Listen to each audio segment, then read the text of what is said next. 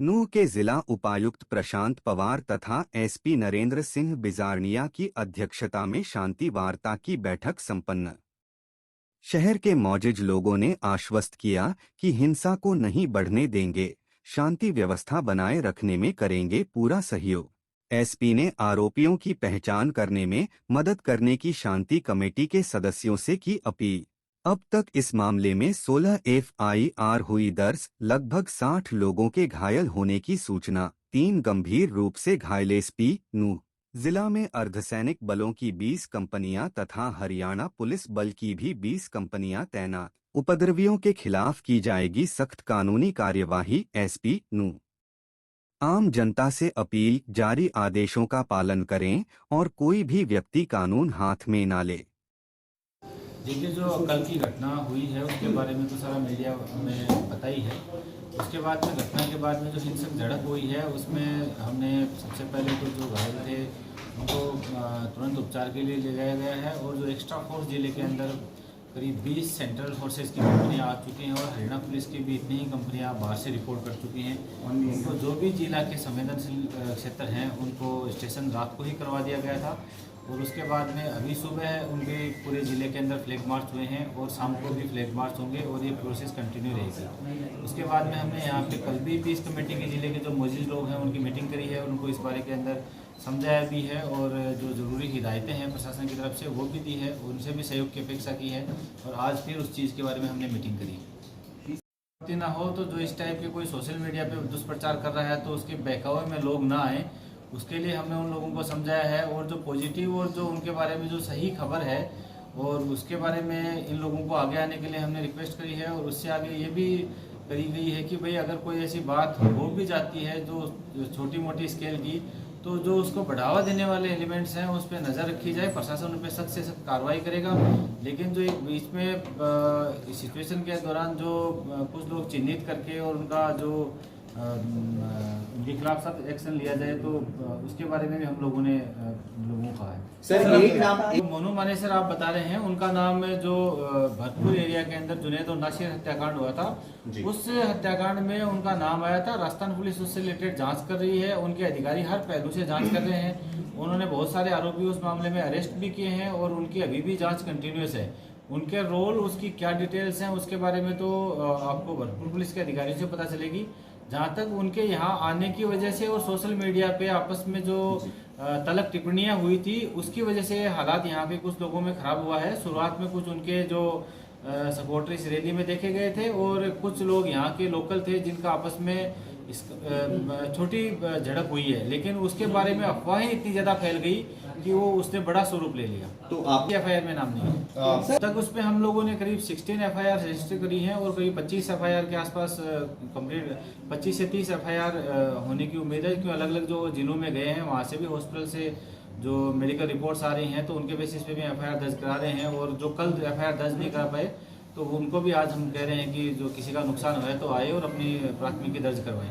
कानून के दौरान जो भी एसएचओ है उन्होंने अपनी कार्रवाई की है और वो अलग कोर्ट में पेश किए जा रहे हैं, तो शाम तक जो हम सब जगह से डाटा एकत्रित करके मीडिया को अवेलेबल करवाएंगे। हर साल होती आई है और यात्रा हमेशा हर साल शांतिपूर्वक निकली है और इस यात्रा होने से पहले यहाँ पे जो लोकल मौजूद लोग थे, पीस कमेटी बनाई हुई थी, उसकी प्रॉपर मीटिंग भी हुई है, सबको आश्वस्त किया भी गया था और यात्रा के दौरान प्रॉपर शांति व्यवस्था बनाए रखने के लिए ड्यूटी मजिस्ट्रेट और पर्याप्त मात्रा में फोर्स लगाई गई थी।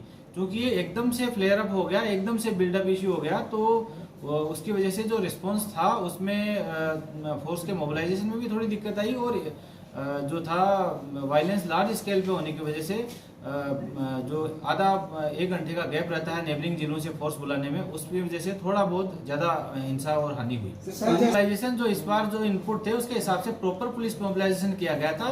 यात्रा यहाँ नलड़ शिव मंदिर से लेके करीब 80 किलोमीटर दूर झीर शिव मंदिर तक जाती है, फिर वहीं से मुड़ के बड़कली चौक से होते हुए पुनाना पिनगवा होते हुए बिछोड़ तक जाती है। तो काफी लंबा रूट था और जो जिले की फोर्स है वो अलग अलग सेंसिटिव पॉइंट्स आइडेंटिफाई के हिसाब से हर जगह पे नियुक्त की गई थी।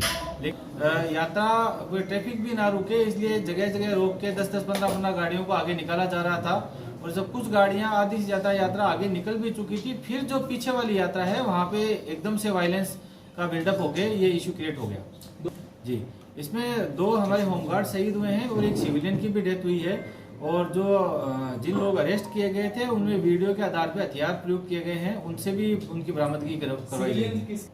नहीं, ऐसा कोई सामाजिक तौर से हम उनकी डिटेल्स नहीं रखते हैं कि भाई जो ऑलरेडी इशू कम्युनल लाइंस पे होता है तो उसका सामाजिक डिटेल शेयर की जाए। सर, जो हमारी अब तक इन्वेस्टिगेशन है उस टाइम पे वो यहाँ मौके पे नहीं था।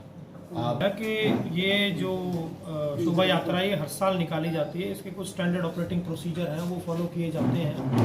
इसमें जो है थानों के हिसाब से ड्यूटी मजिस्ट्रेट लगते हैं, पर्याप्त मात्रा में पूरे जो रूट है उस पर फोर्स लगती है। उसकी प्रिपरेशन में एक पीस कमेटी है, पीस कमेटी में जो है सभी समुदाय के लोग मौजूद हैं, सभी व्यक्ति आते हैं, अपने अपने पक्ष रखते हैं। उसके हिसाब से हम जो अपनी व्यवस्था है उसमें थोड़ा टिंकरिंग भी करते हैं। तो इस प्रकार की कोई जो है इशू पूरे इस पूरी प्रक्रिया में नहीं आया। जैसे कि बताया कि बिल्कुल कोई ऐसा वो नहीं था कि इस टाइप से फ्लेयर अप होगा। वो अचानक से जो है उस दिन मसला इतना फ्लेयर अप हुआ कि जो स्थिति हमारे सामने आई वो थोड़ी बेकाबू हुई कुछ समय के लिए।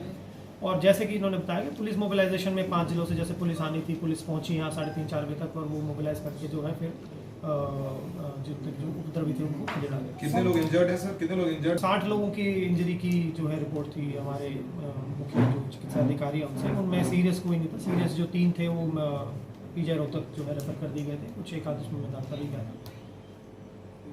पहले भी बताया कि ये यात्रा जो है हर साल होती है, ये कुछ स्टैंडर्ड ऑपरेटिंग प्रोसीजर्स होते हैं, उनके जो है पर्याप्त मात्रा में सभी चीज़ों को फॉलो किया गया। ड्यूटी मजिस्ट्रेट्स लगाए गए, पुलिस फोर्स लगाई गई, परंतु किस तरह से फ्लेयर अप हुआ ये जांच का विषय है, उसमें हम अपनी जांच चल रही है। सर, गोलियां आपके पास क्या हो सकता था, क्या क्या नहीं हो सकता था।